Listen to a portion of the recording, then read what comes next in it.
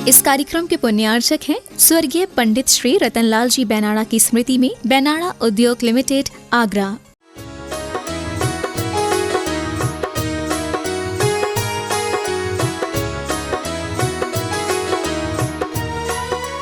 जल चढ़ाओगे तो पूजा मानी जाएगी, ऐसा नहीं। अब जो कर्नाटक में रहते हैं वो कन्नड़ भाषा में बोलते हैं। हाँ, ये जिनवाणी कब से आई, पूजा की पुस्तकें कब से आई बताओ? चौथे काल से आ रही हैं, अभी की लिखी हुई हैं। 100 साल 200 साल पुराने कवियों ने लिखी हैं। उसके पहले क्या होता था? क्या उसके पहले पूजा नहीं होती थी प्रभु की? होती थी, होती थी ना। जब विनय पाठ नहीं लिखा था तब पूजा नहीं होती थी? तब भी होती थी। तो कैसे होती थी पूजा? भावों से होती थी मुख्यतः, और भाव अपने द्वारा उत्पन्न और अपने शब्दों के माध्यम से, वह सबसे प्रभावकारी पूजा मानी जाएगी। जब चंदन उठाओ तो चंदन चढ़ाते समय क्या बोलते हो? क्रम मालूम है अष्टद्रव्य का? जल, चंदन, अक्षत, पुष्प, नैवेद्य, दीप, धूप, फल और पूर्ण अर्घ। जब चंदन चढ़ाते तो क्या बोलते हो? संसार ताप विनाशना। इसका अर्थ भी सोचते हो?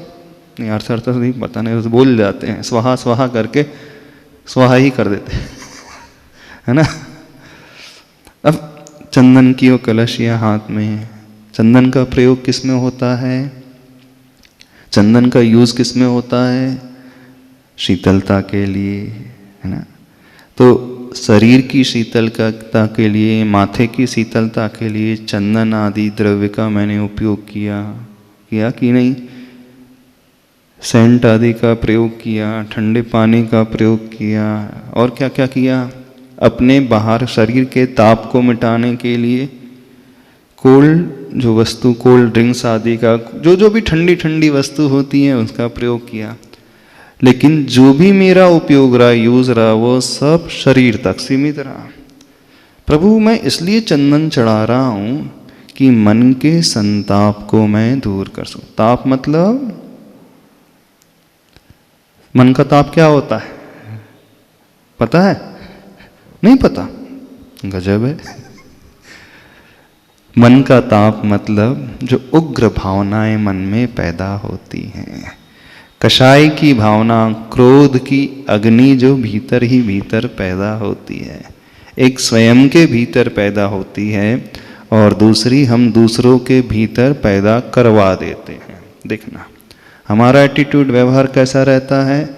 या तो हम स्वयं क्रोधित हो जाते हैं, संतापित हो जाते हैं, उबलने लगते हैं, अथवा कुछ ऐसा व्यवहार करते हैं कि हमारे शब्दों को सुनकर के दूसरे उबलने लगते हैं।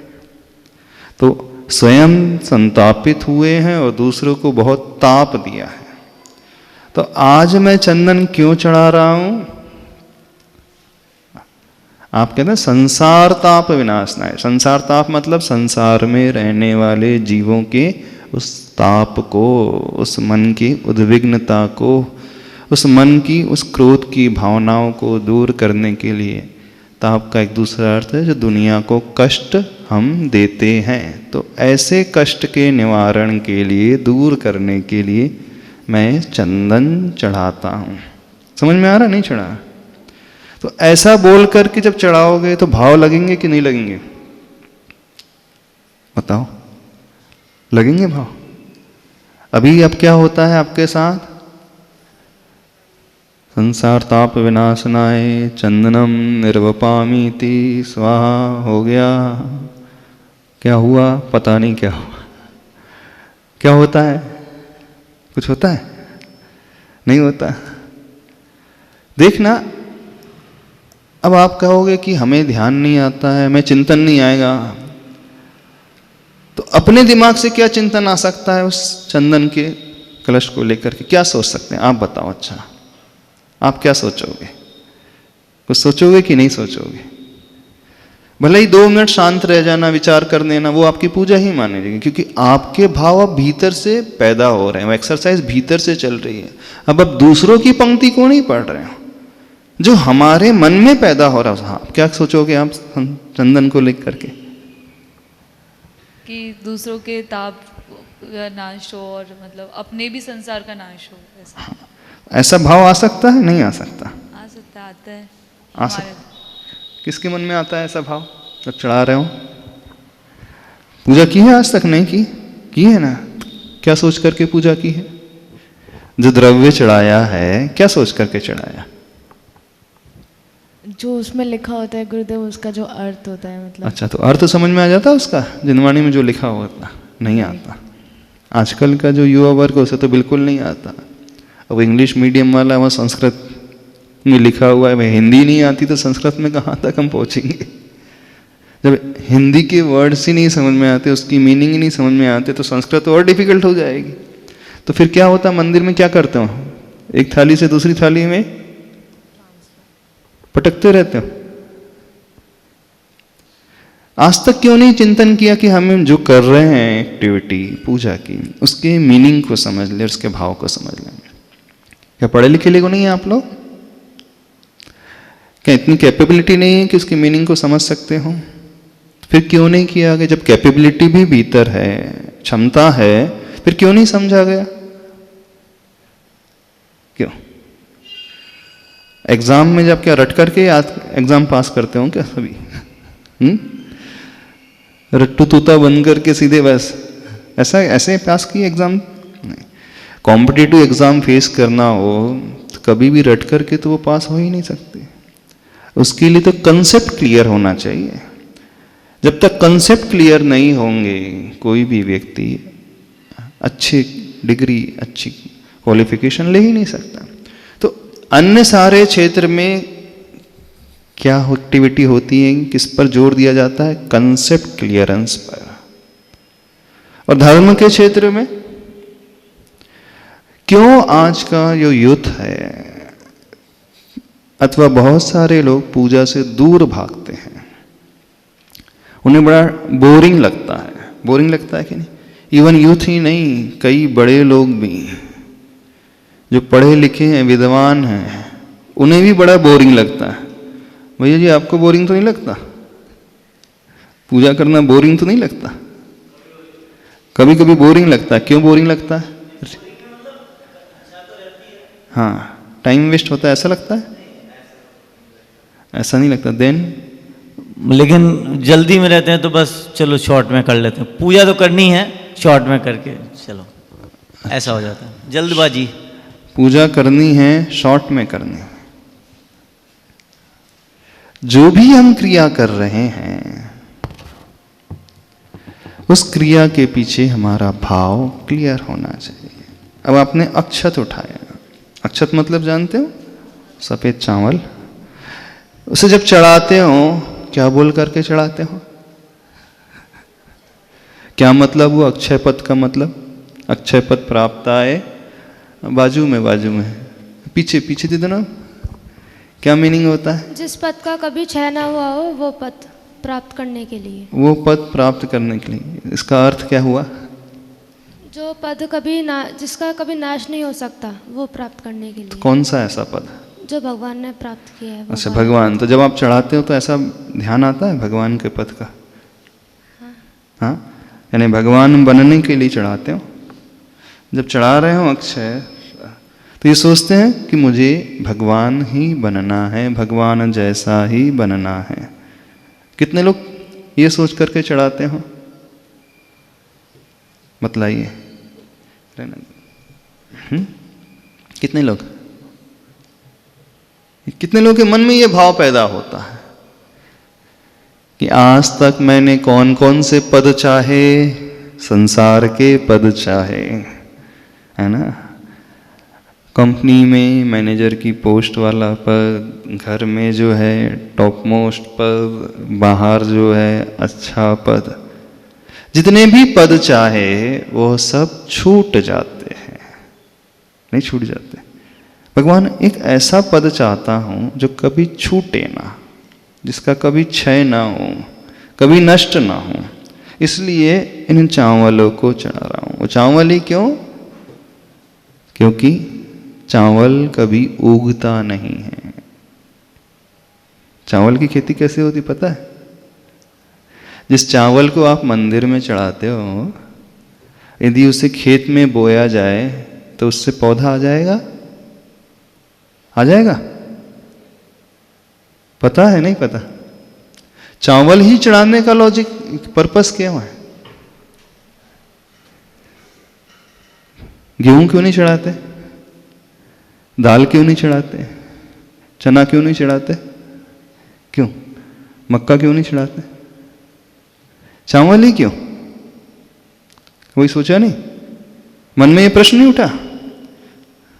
चावल ही क्यों चढ़ाए हैं अपन? और भी तो बहुत सारे ग्रेन्स हैं, उन्हें चढ़ा दिया जाए तो क्या परेशानी? गुरुदेव क्योंकि वो पैडी फील्ड्स में होता है, मतलब पानी में होता है वो। अच्छा, तो वो चावल पानी में होता है इसलिए? क्योंकि फिर वो दोबारा नहीं हो सकता एक बार जब उधर ही हो। चावल पानी में होता है, इसका कारण दोबारा नहीं हो सकता?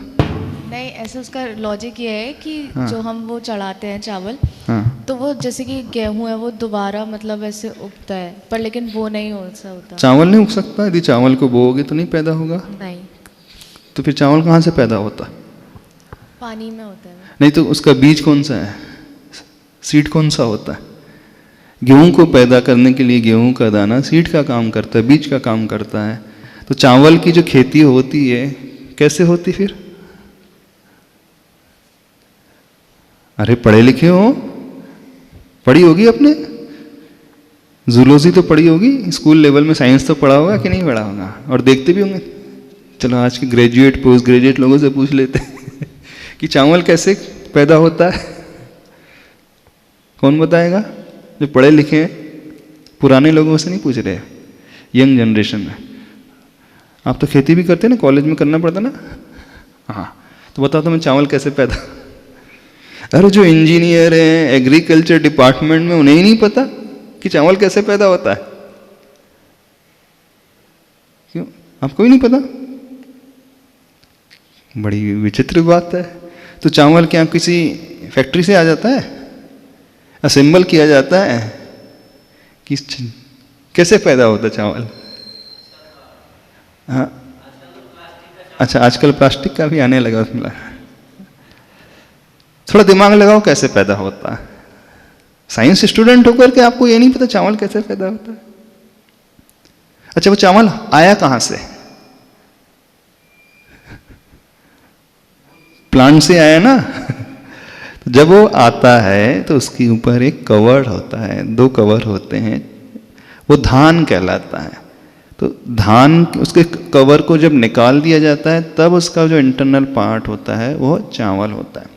तो चावल की खेती के लिए इससे बीज को नहीं बोया जाता, धान को ही बोना पड़ता है, तब उसमें से वो रूट आदि निकलती हैं, अंकुर पैदा होता है। तो ये चावल है। अब कभी इसमें से कुछ भी जन्म नहीं होगा, कभी भी यह पैदा नहीं होगा। यानी उसने ऐसे पद को प्राप्त कर लिया है जो उसकी अब टॉप मोस्ट लेवल है। तो जैसा चावल अब कभी पैदा नहीं होता है प्रभु, इसलिए अब मैं भी इस प्रकार के पद को चाहता हूँ, मुझे पुनः जन्म न लेना पड़े। अथवा चावल को देख करके क्या फीलिंग आती है? और दूसरी, चावल का कलर कैसा है? वाइट कलर है। मेरे मन का कलर कैसा है? बताना कैसा कलर रहता है? हमारे मन का कलर कैसा रहता है? ब्लैक। ब्लैक। ब्लैक मतलब? अरे काले का मतलब क्या? मन का कलर काले का अभिप्राय क्या? अशांति। अशांति। कषाय यानी काला रंग जो होता है वो कृष्ण लेश्या का प्रतीक होता है। चावल जो है सफेद रंग है वो शुक्ल लेश्या का प्रतीक होता है। शुक्ल लेश्या मतलब जो भाव पैदा हो रहे हैं वो एकदम समता में रहने वाले, टेंशन फ्री, आनंद में रहने वाले, कोई चिंता नहीं, निश्चिंत, कोई भय नहीं, कोई कषाय का भाव नहीं, कोई चीटिंग का भाव नहीं, कोई बुराई निंदा का भाव नहीं, छल कपट का भाव नहीं, अपने आप में बहुत अच्छे से शांत परिणाम में रहने का भाव। तो जब चावल को उठाओ, उस वाइट कलर को देखें तो हे प्रभु, जैसे इसका रंग है, क्या मेरे मन का रंग भी, मेरी आत्मा का परिणाम भी ऐसा हो सकता है? इसलिए आज चावल चढ़ा रहा हूं कि मैं अपने आत्मा के परिणामों को, अपने भावों को बिल्कुल सफेद, शुभ्र, शुक्ल चावल की भांति कर सकूं। अथवा चावल कभी पैदा नहीं होता तो मैं भी पुनः जन्म जन्म मृत्यु आदि के चक्कर से ऊपर उठ सकूं। तो जब ऐसे सोच करके चढ़ाओगे तो भाव लगेंगे कि नहीं लगेंगे? अभी तो आप क्या पढ़ जाते हो, पता ही नहीं चलता क्या। फिर उसके बाद किसका नंबर आता है? पुष्प। पुष्प का मतलब क्या होता? पुष्प यानी क्या होता? फूल। फूल। फूल यानी मूर्ख? फूल यानी फ्लावर। मूर्ख? फ्लावर। नहीं, फूल का अर्थ मूर्ख भी होता है और फूल का अर्थ पुष्प यानी जो सुगंधित फूल है। हाँ, तो पुष्प किसका प्रतीक होता है? क्या बोलते हो पुष्प चढ़ाते समय? याद करो क्या बोलते हैं? कामबाण विनाश। क्या मतलब इसका? कामबाण विध्वंसनाय मतलब वही पुष्पम निर्वपामेति सुहा। इसका मतलब क्या बताना? गुरुदेव, जो मतलब हमारे काम रूपी जो मतलब वो कसाय वो होते हैं, जो हमारे भाव प्रकट पैदा होते हैं, तो उनका विध्वंस हो सके। हाँ बताओ, काम का मतलब क्या होता? बहुत बिजी रहना? बहुत सारे काम कर रहा है ये, दिन भर ही काम करते रहता है। हाँ, क्यों? हार्ड वर्कर है बहुत, ऐसा? तो क्या मतलब होता है काम का? बताना। नहीं पता? हाँ, ब्लू टी शर्ट। अरे ब्लू ब्लू, हाँ, काम का मतलब क्या होता? Hard worker? शर्मा क्यों रहे हो? डर क्यों रहे हो?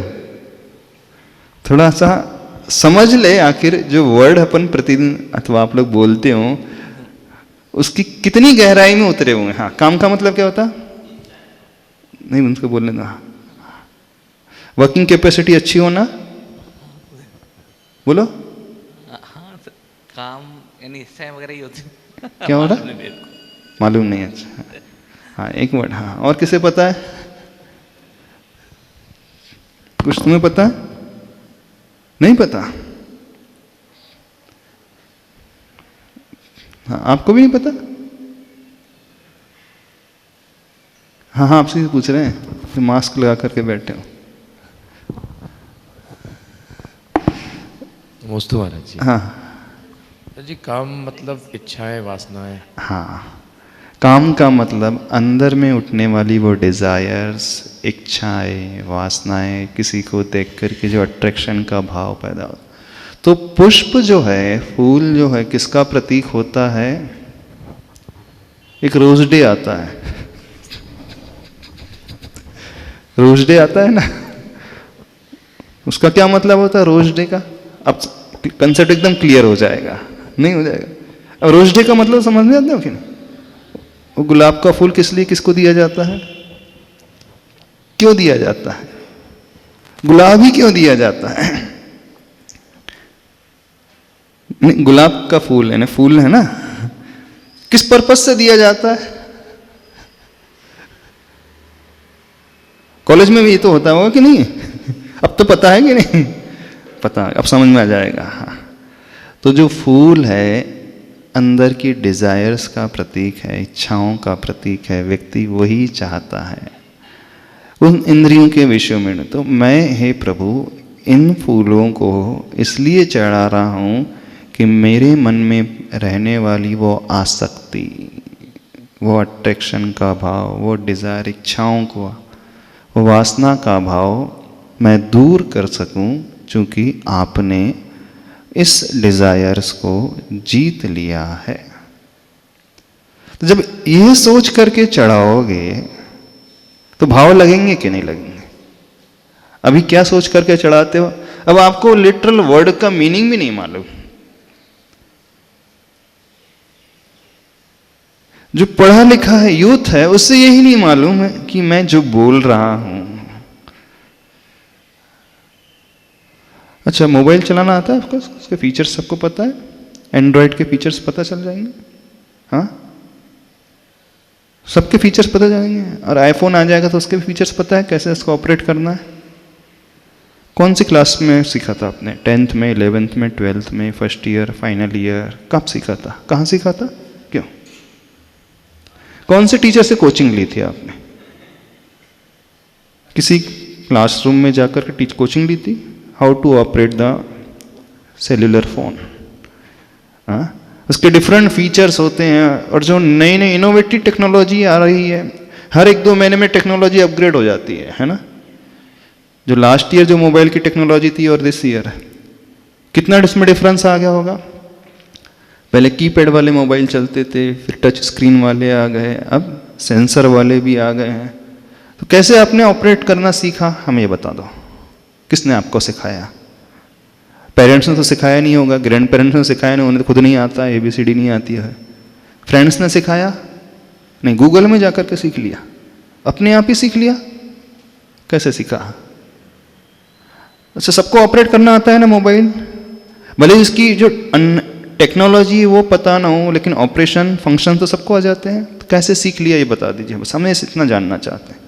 खुद से सीखा महाराज जी। खुद से सीख लिया? ऑपरेट करते करते देख। अच्छा, ऑपरेट करते करते जो नहीं समझ में आता था एक दूसरे से पूछ करके और गूगल में देख करके उससे सीख लिया।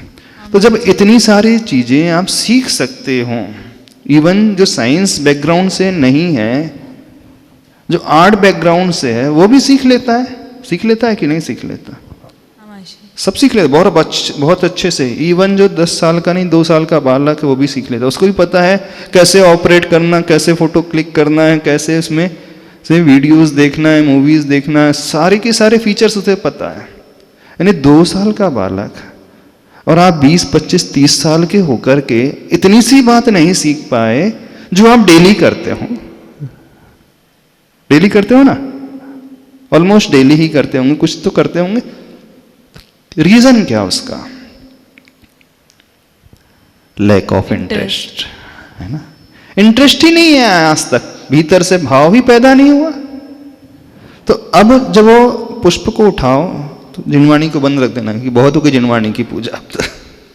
अब थोड़ी अपनी पूजा इन द सेंस अपने हृदय की पूजा। तो उस पुष्प को उठा करके सोचना कि मैंने रोज डे में न जाने कितने गुलाब को दिया होगा दूसरों को, फ्रेंड्स को, है ना।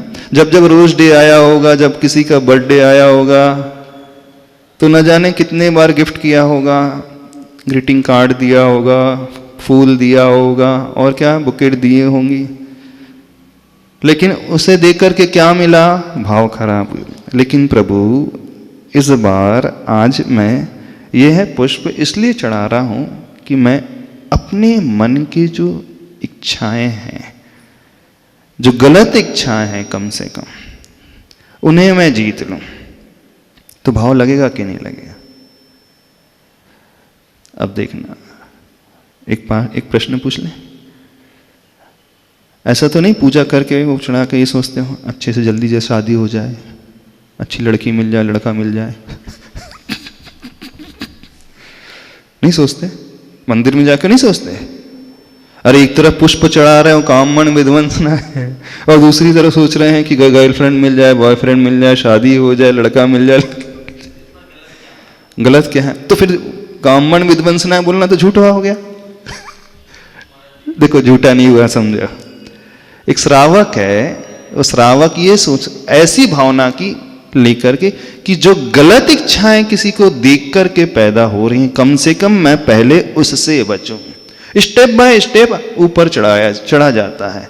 एकदम से वो पूर्ण ऐसे भाव मुनि महाराज आरिका जैसे नहीं कर सकता, लेकिन जो गलत फीलिंग्स होती हैं, जो पाप मानी जाती हैं, कम से कम मैं पहले उस पाप को छोड़ना चाहता हूं, इसलिए उस पाप के त्याग के लिए इस पुष्प को चढ़ा रहा हूं।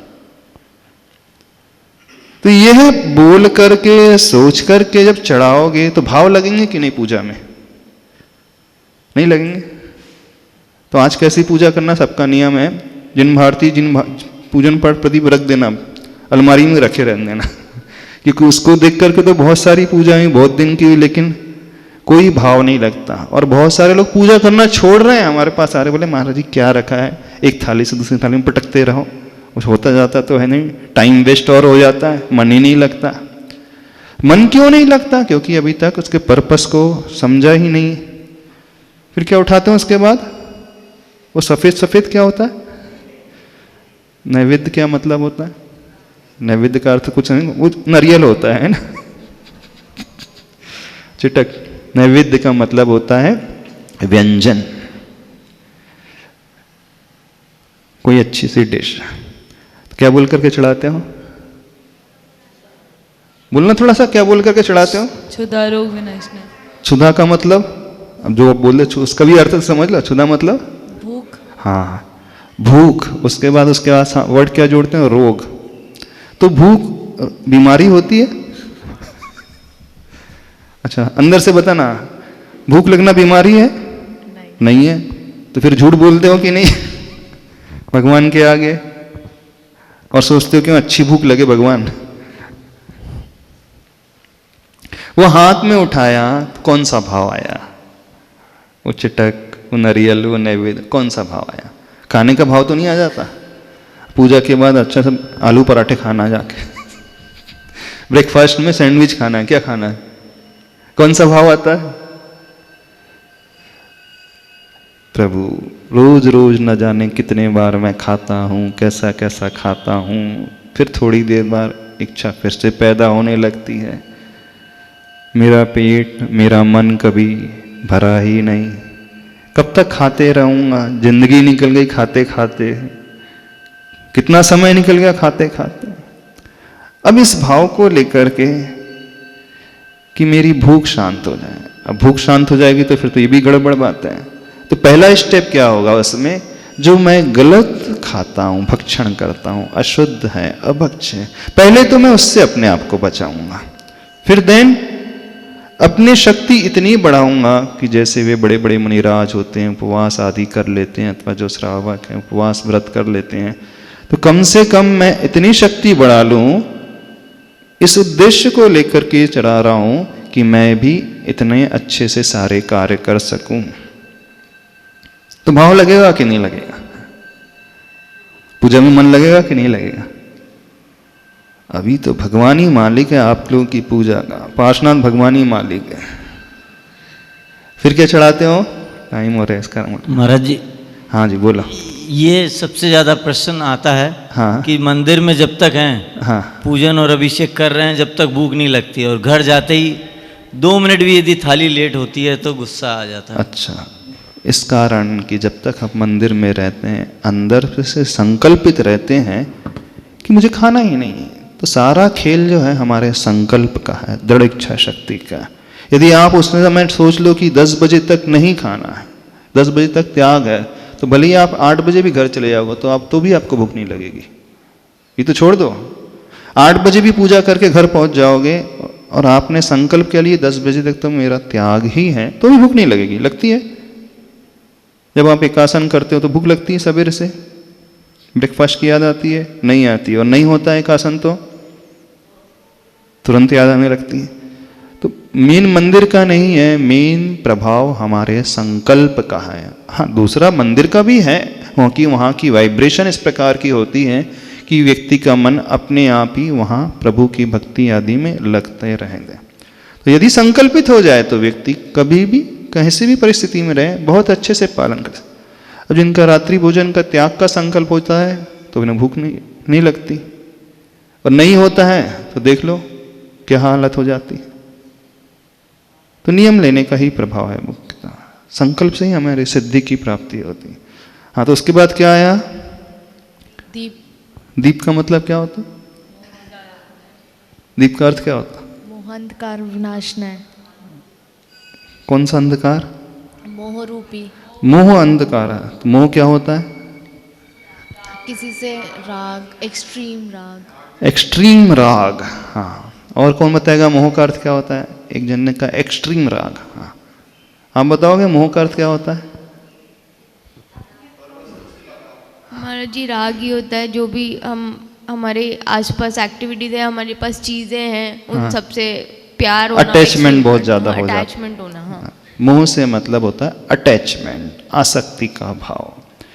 वो जड़ वस्तु से भी हो सकती है, किसी व्यक्ति विशेष से भी हो सकती है। तो वो क्या है? मोह अच्छी चीज है, बुरी चीज है? अटैचमेंट अच्छा है, बुरा? बुरा। बुरा है? सही बोल? अटैचमेंट होना चाहिए ना, वो नहीं बुरा? होता। अच्छा बुरा है, सही बोलना। अटैचमेंट बुरा है, फिर Detach- अटैचमेंट छोड़ दिया? महाराज जी वही ना, डिटैच अटैचमेंट होना चाहिए, तो हमारा डिटैच वाला नहीं होता ना, हाँ तो कौन सा होता है? तो अटैच्ड वाला अटैचमेंट होता है। तो बुरा है लगता है क्या? पहले ये बताओ, अंदर से सही सही बताना, बुरा लगता है कि नहीं? देखो, चढ़ाने का फल तो तब मिलेगा जब हम अंदर से लगेगा कि बुरा है। अभी तो हमें वो अच्छा लग रहा है। छोड़ नहीं पाना, त्याग नहीं कर पाना, दैट्स द डिफरेंट थिंग। अभी हम सोचते क्या है? अच्छा लगता है कि वो अच्छी चीज है कि बुरी चीज है? पहले तो ये बताओ, आपका मन क्या कहता है? अटैचमेंट रहना चाहिए कि नहीं रहना चाहिए? बुरी चीज है, अच्छी चीज है अटैचमेंट? हाँ, तो शास्त्र की भाषा भी तो बंद कर दो तुम्हारी। हाँ, अंदर से लगता है। कितने लोगों को अंदर से अटैचमेंट बुरा लगता है? अरे आप तो सोचते हैं पति का तो अटैचमेंट होना ही चाहिए, पत्नी का होना चाहिए, बच्चों का होना चाहिए, परिवार का होना चाहिए। यदि अटैचमेंट ही नहीं तो फिर तो जब जीवन में कुछ मजा ही नहीं आएगा, सब अपने अपने में रहेंगे, क्या मतलब है? अंदर से बुरा नहीं लगता ना? महाराज जी जितनी देर मंदिर में रहते हैं बस तब बुरा लगता है, बाहर निकल के वापस उसमें आ जाते हैं। नहीं, आ जाना उसमें ये अलग है। अभी हम अंदर की बात पूछ रहे हैं, बुरा लगता है कि अच्छा लगता है? ये बता दो पहले। होना क्या, हो क्या रहा है, ये भी तो अलग बात हो गई। सबको साथ अटैचमेंट अच्छा लगता है कि नहीं? अब अंदर से तो अटैचमेंट अच्छा लग रहा है। अब दीप चढ़ा रहे हो बोल करके मोह अंधकार दूर हो जाए, नष्ट हो जाए, कैसे होगा? नष्ट तो बाद में होगा। देखो, आप घर में झाड़ू लगाते हो तो कचरा बाहर फेंकते हो तो दुख होता है किसी को? क्यों नहीं होता? दुख क्यों नहीं होता? आपके घर का ही कचरा है और मान लीजिए 7 दिन से आप बाहर थे, 7 दिन घर लॉक था, 7 दिन में कितना सारा एकत्रित हो जाता है कचरा। तो 7 दिन का जो कचरा है जब बाहर फेंकते हैं तो कष्ट होता है किसी को? क्यों नहीं होता कष्ट? दुख क्यों नहीं होता कष्ट कचरा फेंकने में? कचरा है इस कारण दुख नहीं होता है कि आपको अच्छा नहीं लगता इस कारण दुख नहीं होता। हाँ, आपने उसे बुरा माना है, बेकार है, वेस्टेज है, अच्छा नहीं है। तो जब अच्छा नहीं लगता है तो उसे साफ करने में प्रसन्नता होती है। और आप कचरे के साथ साथ आपको चांदी की पायल भी आ जाए सपोज, अथवा रिंग भी आ जाए, तो उसको भी फेंक दोगे? सोने की रिंग आ गई, फेंक दोगे? क्यों नहीं फेंकोगे रिंग को? क्यों नहीं फेंकोगे रिंग को? वो भी झाड़ू के साथ आ गई, वो अलमारी के नीचे थी, क्यों नहीं फेंकोगे? उसे तो एकदम से साफ करके रख लोगे। क्यों रख लिए उसे? रीजन बताओ। वो तो कचरे की जैसा नहीं माना ना आपने रिंग को, तो अच्छा माना अपने लिए। तो जो अच्छा मानता है व्यक्ति उसे रखता है, जो बुरा मानता है उसे फेंक देता है। अब अटैचमेंट की बात है। अब अंदर से अच्छा मानते हो कि बुरा? जब तक हम अंदर से ही नहीं समझेंगे कि ये ठीक नहीं है तो छोड़ने का तो भाव ही नहीं आएगा। जैसे उस रिंग के प्रति कौन सा भाव आता है? जमा करने का, सुरक्षित रखने का। और डस्ट होती है, कचरा होता है, उसे तुरंत निकाल करके फेंकने का भाव आता है। तब दीप चढ़ा रहे हो बोल करके क्या मोह अंधकार विनाशना है? नहीं, पति अच्छे से ज्यादा चाहने लगे मुझे, बहुत दिन से समय नहीं दे रहा है समय नहीं मिल रहा है, इग्नोर करके चल रहे हैं, इतने बिजी रहते हैं, टाइम ही नहीं है। ये भी कोई लाइफ है? तो मोह बढ़ जाए ये चढ़ बोल करके चढ़ाते हो कि घट जाए चढ़ जाते, ये बोल करके चढ़ाते हो। समय हो गया, आज तो इतने रखते, इसको कल कंटिन्यू कर लेंगे, ठीक है? कुछ डाउट तो नहीं है? हाँ, क्या कैसे हो सकता है? मोह को छोड़ना कैसे हो सकता है? कचरे को फेंकने में कैसा लगता है? कैसे हो जाता है कचरा फेंकना? तो अंदर से जब तक हम नहीं स्वीकारेंगे तब तक वो संभव ही नहीं है। सत्यता को तो अंदर से स्वीकारना होगा कि नहीं? अच्छा, वो कैसे होगा? अब इस टॉपिक को कल कर लेंगे अच्छे से, कैसे होगा। अब टाइम हो गया, आज इतना ही रखते हैं, इस टॉपिक को थोड़ा कंटिन्यू कल कर लेंगे, ठीक? बोलिए आचार्य परमेष्टि गुरुदेव श्री विद्यासागर जी महाराज।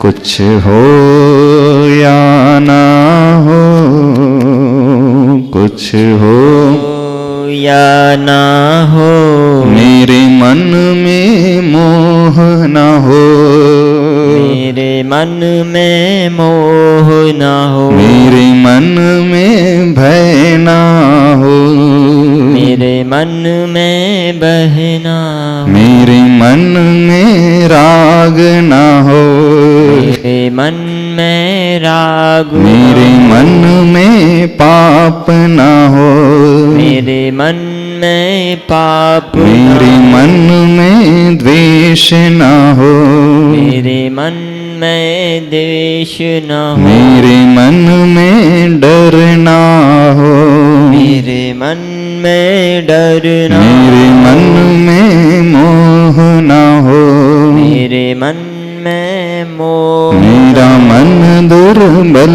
ना हो, मेरा मन दुर्बल न हो, मेरे मन में छल ना हो, मेरे मन में छल कुछ न हो या ना हो, कुछ हो या ना हो, मेरा मन दुर्बल ना हो, मेरा मन दुर्बल ना ओम अरहम परम शांति, ओम अरहम परम शांति, ओम अरहम परम शांति। बोलिए महावीर भगवान की।